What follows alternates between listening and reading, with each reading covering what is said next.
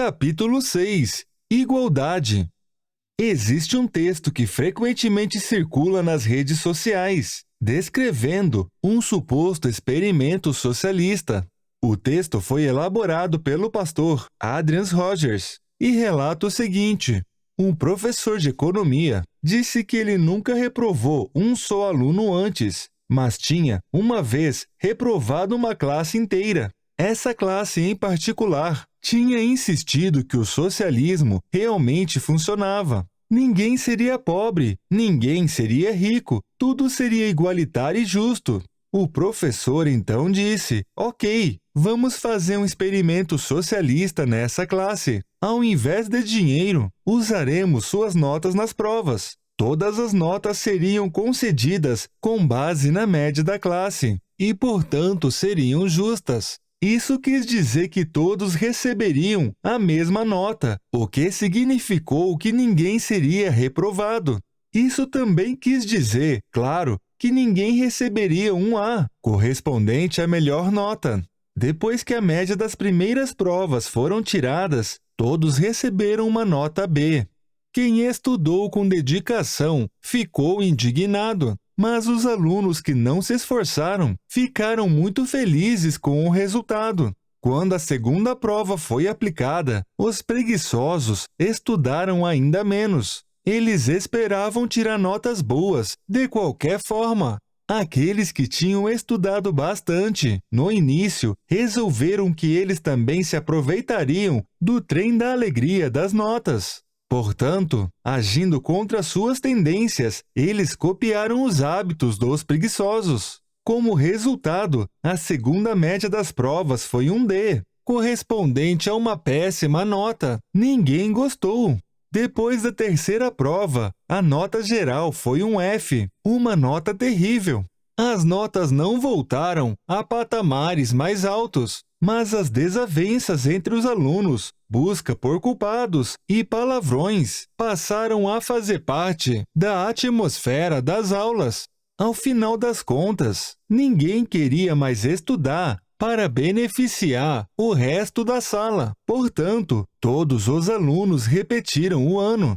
O professor explicou que o experimento socialista tinha falhado porque ele foi baseado no menor esforço possível de seus participantes. Preguiça e mágoas foram o resultado.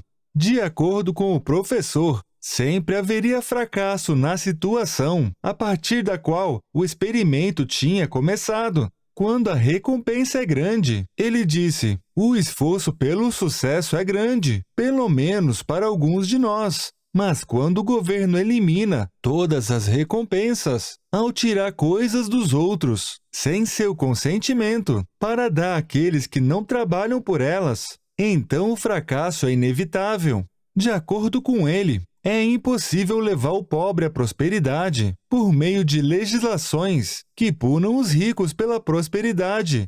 Para cada pessoa que recebe sem trabalhar, outra pessoa deve trabalhar sem receber. O governo não pode dar para alguém aquilo que não tira de outro alguém. E quando metade da população entende que não precisa trabalhar, pois a outra metade da população irá sustentá-la, e quando a outra metade entende que não vale a pena trabalhar para sustentar a primeira metade, então chegamos ao começo do fim de uma nação. Por fim, ele conclui, é impossível multiplicar riqueza dividindo-a. O comunista esbraveja. Esse experimento nunca aconteceu de fato. É apenas um discurso ridículo. O capitalista retruca. Não importa se aconteceu ou não. O texto demonstra de uma forma simples os motivos que sempre levarão a igualdade pregada no comunismo ao fracasso.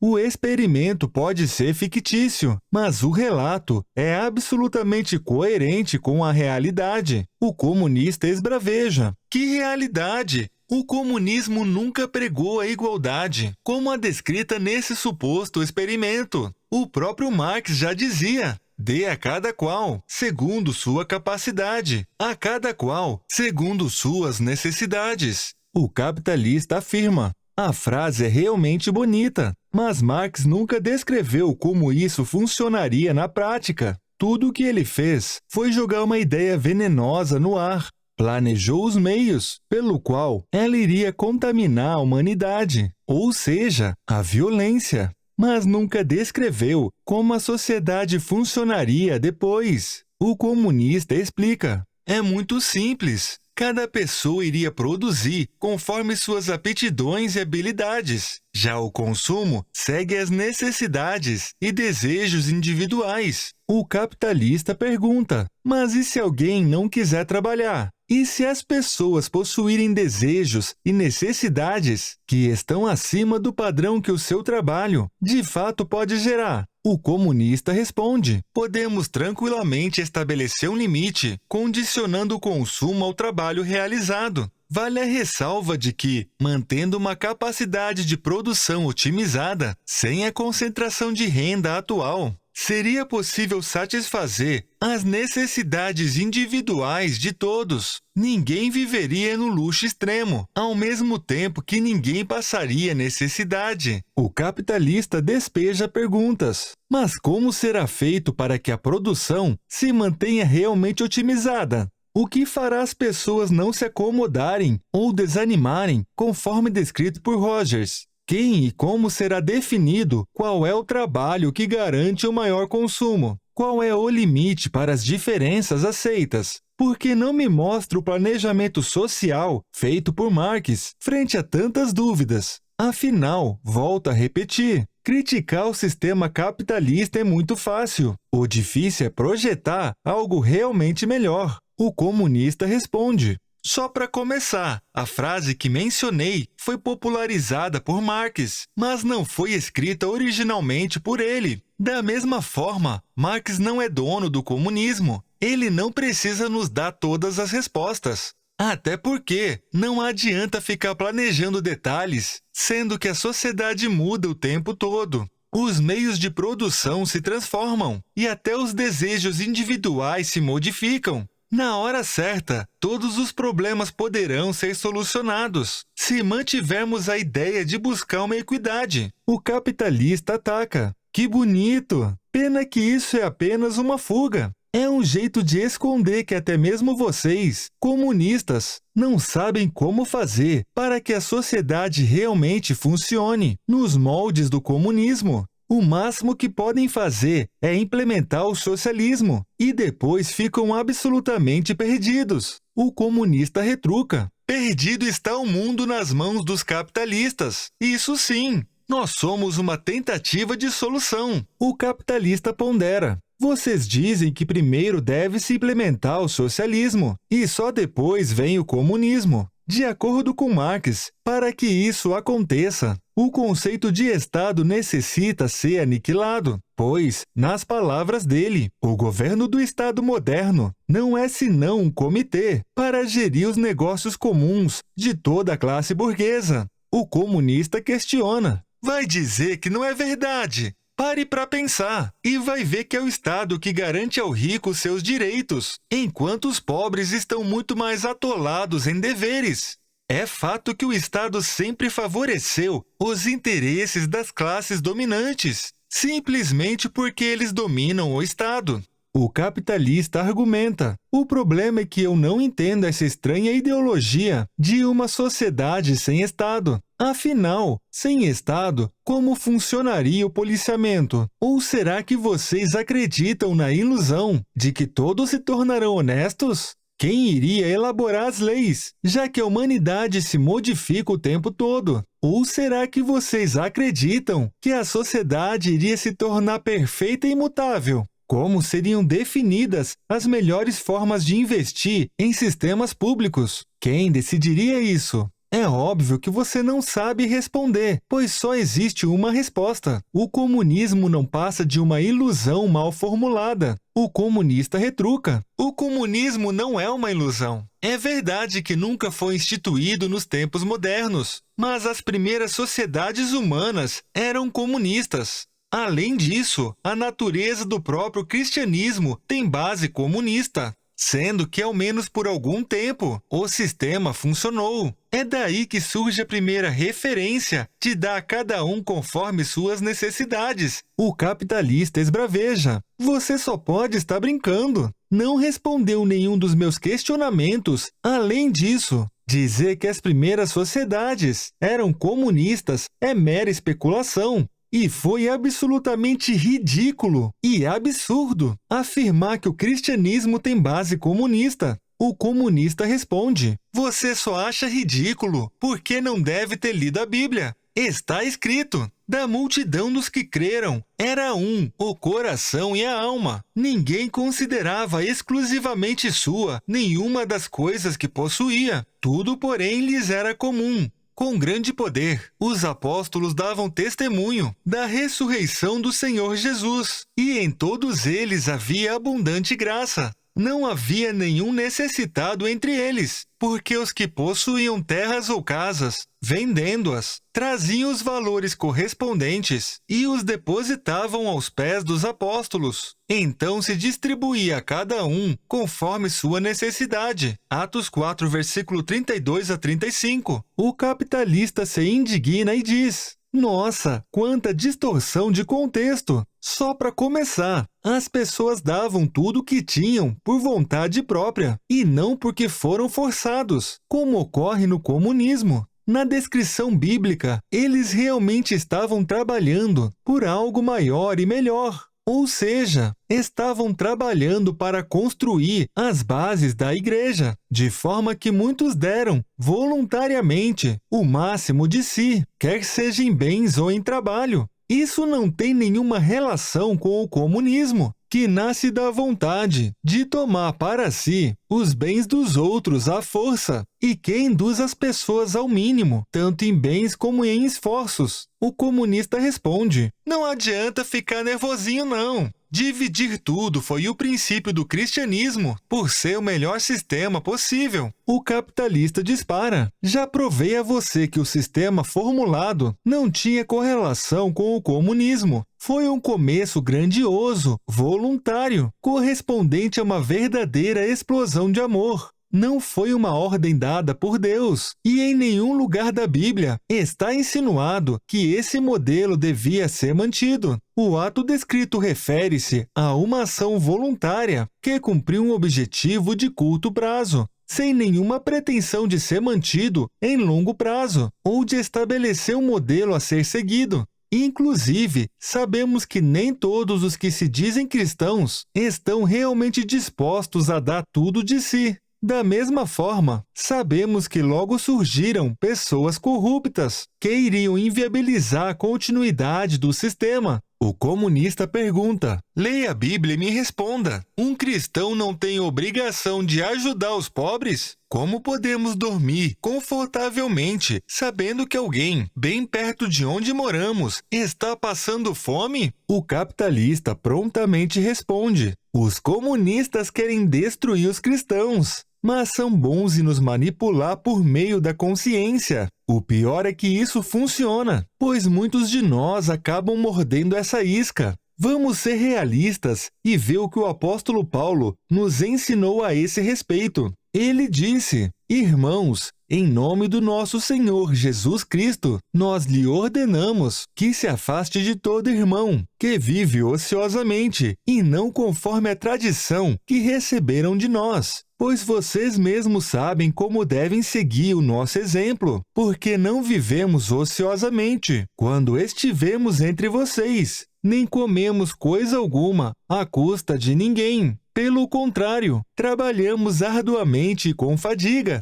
dia e noite, para não sermos pesados a nenhum de vocês, não porque não tivéssemos tal direito, mas para que nos tornássemos um modelo, para ser imitado por vocês. Quando ainda estávamos com vocês, nós lhe ordenamos isso. Se alguém não quiser trabalhar, também não coma, pois ouvimos que alguns de vocês estão ociosos. Não trabalham, mas andam se intrometendo na vida alheia. A tais pessoas ordenamos e exortamos, no Senhor Jesus Cristo, que trabalhem tranquilamente e comam o seu próprio pão. Segundo Tessalonicenses 3, versículos 6 a 12. O comunista argumenta. Basta analisarmos o contexto para percebermos que Paulo não estava insinuando que não devemos nos importar ou deixar de ajudar os necessitados. Você está distorcendo a Bíblia só para que possa se sentir melhor com o seu capitalismo. Está escrito na Bíblia que o Senhor dirá aos salvos: pois eu tive fome e vocês me deram de comer. Tive sede e vocês me deram de beber. Fui estrangeiro e vocês me acolheram. Necessitei de roupas e vocês me vestiram. Estive enfermo e vocês cuidaram de mim. Estive preso e vocês me visitaram. Mateus 25, versículo 35 e 36.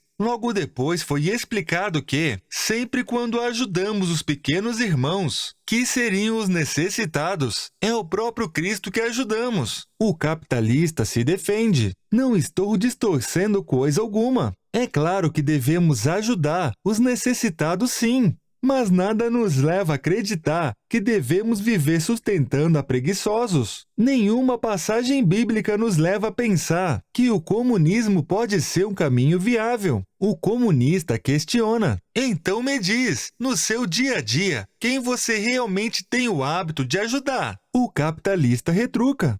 Está claro que você não consegue explicar o comunismo de forma racional. Então, tenta me atacar de forma emocional, com o objetivo de escapar dos meus questionamentos. O comunista cutuca. Por que não responde a minha pergunta? Me parece que é você quem está tentando fugir da resposta. O capitalista retruca. Se quer mesmo saber o que eu faço para ajudar o próximo, primeiro me diga o que você costuma fazer. Nesse momento da conversa, ambos demonstraram desconforto. A busca pela igualdade é um tema extremamente complexo, começando pelo fato de que as desigualdades não são necessariamente ruins. Nossas desigualdades podem corresponder ao que temos de melhor. Um exemplo de uma boa desigualdade são os dons humanos. Constantemente surgem pessoas que conseguem superar todas as expectativas ao somar uma grande capacidade e uma grande vontade. Essa desigualdade pode ser extremamente bem-vinda. Não somos iguais, mas infelizmente nos igualamos facilmente em egoísmo e na ingratidão. Já vimos que o mal está de todos os lados. Agora quero ir um pouco além e evidenciar que o mal também está em cada um de nós. O rico e o pobre, o negro e o branco, mulheres e homens, são todos pecadores. A Bíblia descreve a humanidade da seguinte forma: não há nenhum justo, nenhum sequer. Não há ninguém que entenda, ninguém que busque a Deus. Todos se desviaram e tornaram-se juntamente inúteis. Não há ninguém que faça o bem, não há nenhum sequer. Suas gargantas são um túmulo aberto, com suas línguas enganam. Veneno de serpente está em seus lábios. Suas bocas estão cheias de maldição e amargura. Seus pés são ágeis para derramar sangue. Ruína e desgraça marcam os seus caminhos, e não conhecem o caminho da paz. Aos seus olhos é inútil temer a Deus. Romanos 3, versículo 10 a 18. Até mesmo aqueles que buscam e amam a Deus vivem com o mal existente na carne. Paulo faz um relato que serve para todos nós. Pois, no íntimo do meu ser, tenho prazer na lei de Deus, mas vejo outra lei atuando nos membros do meu corpo, guerreando contra a lei da minha mente, tornando-me prisioneiro da lei do pecado que atua em meus membros. Miserável homem que sou, quem me livrará do corpo sujeito a essa morte? Graças a Deus por Jesus Cristo, nosso Senhor. De modo que com a mente eu próprio sou escravo da lei de Deus, mas com a carne, da lei do pecado. Romanos 7, versículo 22 a 25. Temos de ter consciência desse mal carnal, até mesmo para permanecermos vigilantes, pois trata-se de uma guerra que lutamos diariamente. Devemos perseverar, mesmo sabendo que a plenitude não será alcançada durante essa vida. Somente Cristo encerrará essa batalha definitivamente. Ainda que essa guerra seja constante, podemos, ao menos, ter a certeza da vitória. Paulo foi bem claro ao ensinar: mas quando se manifestaram a bondade e o amor pelos homens da parte de Deus, nosso Salvador, ele nos salvou pelo lavar regenerador e renovador do Espírito Santo, que ele derramou sobre nós generosamente, por meio de Jesus Cristo, nosso Salvador. Ele o fez a fim de que, justificados por sua graça, nos tornemos seus herdeiros, tendo a esperança da vida eterna. Tito 3, versículo 4 a 7. Quanto ao mundo, continua na mesma direção que sempre esteve. Com o passar do tempo, a humanidade evoluiu tecnologicamente e no conhecimento científico. Ainda assim, a Bíblia demonstra que continuamos cometendo exatamente os mesmos erros. Basta pensarmos na violência incessante, na fome que nunca desapareceu, nas traições, roubos e devassidão. Salomão escreveu: o que foi tornará a ser, o que foi feito se fará novamente. Não há nada de novo debaixo do sol. Eclesiastes 1, versículo 9. Depois ele acrescenta: tenho visto tudo que é feito debaixo do sol. Tudo é inútil. É como correr atrás do vento. O que é torto não pode ser endireitado. O que está faltando não pode ser contado. Eclesiastes 1, versículo 14 e 15. Vale lembrar que essas são palavras de um homem a quem Deus concedeu uma sabedoria incomparável para que governasse o povo. Mas a sabedoria tem um alto preço. Salomão declarou: pois quanto maior a sabedoria, maior o sofrimento, e quanto maior o conhecimento, maior o desgosto. Eclesiastes 1, versículo 18. Como Salomão, devemos compreender que esse mundo não tem solução. Como Salomão, devemos saber que continuaremos vendo os mesmos erros se repetindo, uma geração após a outra. Não há conserto para a humanidade, pois a humanidade não quer ser consertada. Temos de nos conformar que a maior parte das pessoas viverão e morrerão buscando os próprios interesses, enquanto outros correrão atrás do vento, acreditando em soluções que não passam de ilusões. A grande diferença que deve existir entre Salomão e os cristãos da nossa geração é que agora já não temos mais motivos para sentir desgosto frente ao entendimento de que não existe conserto para esse mundo. Agora temos as revelações feitas com base em Cristo e sabemos exatamente qual é o nosso propósito e o que vai acontecer. Jesus declarou: eu sou o caminho, a verdade e a vida. Ninguém vem ao Pai a não ser por mim. João 14, versículo 6. Esse, e apenas esse, é o caminho da salvação. É claro que devemos almejar e lutar por certas igualdades. No entanto, todas as igualdades que necessitam ser defendidas fazem parte do cristianismo. Assim, basta que sejamos realmente cristãos. A busca pela igualdade pode facilmente gerar injustiças, e é por isso que surgiu o conceito de equidade, que tenta compreender as diferenças e adaptar as regras, tornando-as mais justas. Um exemplo comum: cadeirantes possuem vagas de estacionamento exclusivas, disponibilizadas em locais estratégicos. Essas vagas deixam de ser atribuídas com parâmetros de igualdade e passam a representar uma equidade. É fácil encontrar na internet representações simplistas que explicam a diferença entre igualdade e a equidade. As representações que descreverei a seguir estão contidas no livro digital, que frequentemente é distribuído gratuitamente. Caso tenha interesse em visualizar, procure a versão digital desse livro. Todas as figuras representam 3 indivíduos que tentam assistir a algo que acontece do outro lado de uma cerca. Na primeira figura, todos os 3 indivíduos recebem uma caixa para que possam subir em cima. Com a caixa, o indivíduo mais alto alcança a altura mais do que o suficiente para ver o que ocorre do outro lado. O indivíduo mediano alcança a altura exata, porém o indivíduo mais baixo não consegue alcançar altura suficiente para enxergar.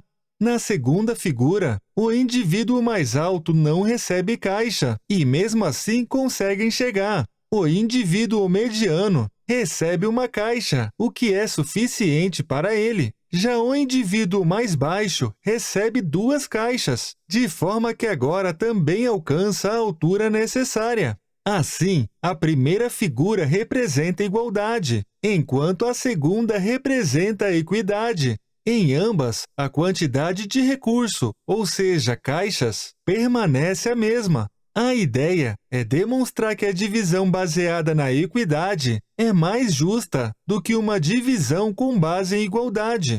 O problema é que, na prática, a tentativa de impor a igualdade ou a equidade pode causar sérios problemas, como erros, distorções, corrupção ou ineficiência. Na figura 3 está retratado um desses casos, onde o indivíduo de maior estatura conseguiu manter sua caixa, e o indivíduo mais baixo recebeu 2 caixas, de forma que sua situação foi resolvida. Mas isso ocorreu às custas do indivíduo mediano, que não alcançou altura suficiente para ver o que ocorre do outro lado, pois acabou ficando sem caixa nenhuma. Nessa representação, é fácil perceber a distorção, pois o objetivo dos 3 indivíduos é simplesmente ver o que ocorre do outro lado. Já no mundo, são bilhões de indivíduos, cada um possuindo inúmeros objetivos distintos. Tentar forçar uma equidade pode facilmente ocasionar imprevistos. Também é possível que ocorram distorções propositais, com o objetivo de fortalecer uma determinada classe ou grupo.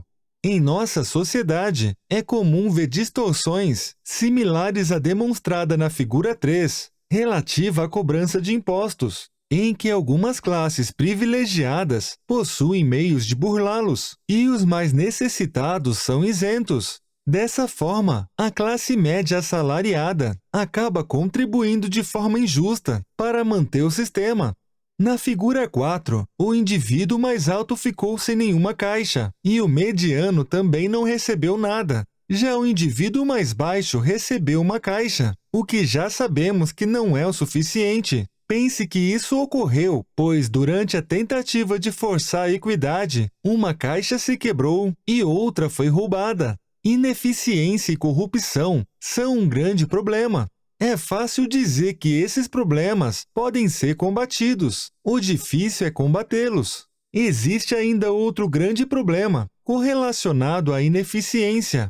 Pense que o indivíduo mais alto era responsável por uma etapa muito importante na construção das caixas. No entanto, diante da equidade que lhe é forçada, como é possível evitar que ele deixe de ter interesse em produzir mais caixas? A tentativa de impor a equidade pode se tornar prejudicial a todos, sendo injusta para uns e insuficiente para outros. A quinta figura corresponde a uma imagem, onde o muro foi aumentado e foi instalado arame farpado, impedindo os 3 indivíduos de verem o que acontece do outro lado. Essa figura representa o totalitarismo. Infelizmente, o totalitarismo, exercido por ditadores, é o jeito mais rápido de se estabelecer a equidade. Para isso, basta proibir todos de verem o que existe adiante.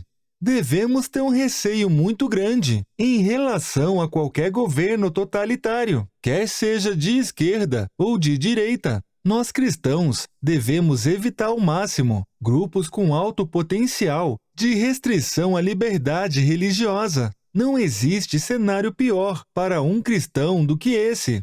Alguns afirmam que o melhor caminho é potencializar ao máximo a liberdade, de tal forma que a cerca fosse retirada. No entanto, uma situação mais provável seria aquela em que o indivíduo mais alto, representando o mais forte, iria utilizar essa força para se apossar de todas as caixas. Para ele pode até não ser necessário, mas infelizmente a ganância humana não precisa possuir nenhuma correlação com a necessidade. Outra representação possível, em um cenário de total liberdade, é o de que o que existe do outro lado da cerca pode se tornar algo privado e absolutamente restrito. Ou seja, é a mesma imagem do totalitarismo, correspondendo a um muro muito alto, com arame farpado, de forma que aqueles que não estão no grupo dominante não terão nenhuma chance. Devemos sim tentar amenizar os efeitos da desigualdade. No entanto, para um cristão, a solução definitiva é compreender o que o Senhor nos diz. Ele avisou: continue o injusto a praticar a injustiça, continue o imundo na imundícia, continue o justo a praticar a justiça, e continue o santo a santificar-se. Eis que venho em breve, a minha recompensa está contigo, e eu retribuirei a cada um de acordo com o que fez. Apocalipse 22, versículo 11 e 12. O verdadeiro impacto dos cristãos não necessita obrigatoriamente vir de cima para baixo, ou seja, do governo para o povo. Mas é necessário que exista um impacto de baixo para cima sempre, em ações individuais que, somadas, formam um coletivo chamado igreja, capaz de causar grandes transformações. Deus, de fato, nos abençoou de formas distintas, e é exatamente por isso que não somos medidos com parâmetros de igualdade. Fomos alertados por Cristo. A quem muito foi dado, muito será exigido, e a quem muito foi confiado, muito mais será pedido. Lucas 12, versículo 48. Paulo nos avisou: Deus retribuirá a cada um segundo suas obras. A vida eterna aos que, perseverando em fazer o bem, procuram glória, honra e incorruptibilidade. Mas ira e indignação para os egoístas, que desobedecem à verdade e obedecem à injustiça. Romanos 2, versículos 6 a 8. A Bíblia não nos diz muito como será a próxima vida, mas há diversos indícios de que não seremos iguais uns aos outros, da mesma forma que não somos iguais aos anjos. Mas nada disso importa, pois temos a mais preciosa das igualdades, que é a certeza de sermos eternamente filhos do grande Rei. No reino do Senhor, os menores não terão nenhum motivo para temer, pois o Pai é, e sempre será, maior que todos. Essa é a nossa garantia de que nunca mais viveremos a injustiça novamente. Essa certeza corresponde a uma igualdade suficiente para toda a eternidade.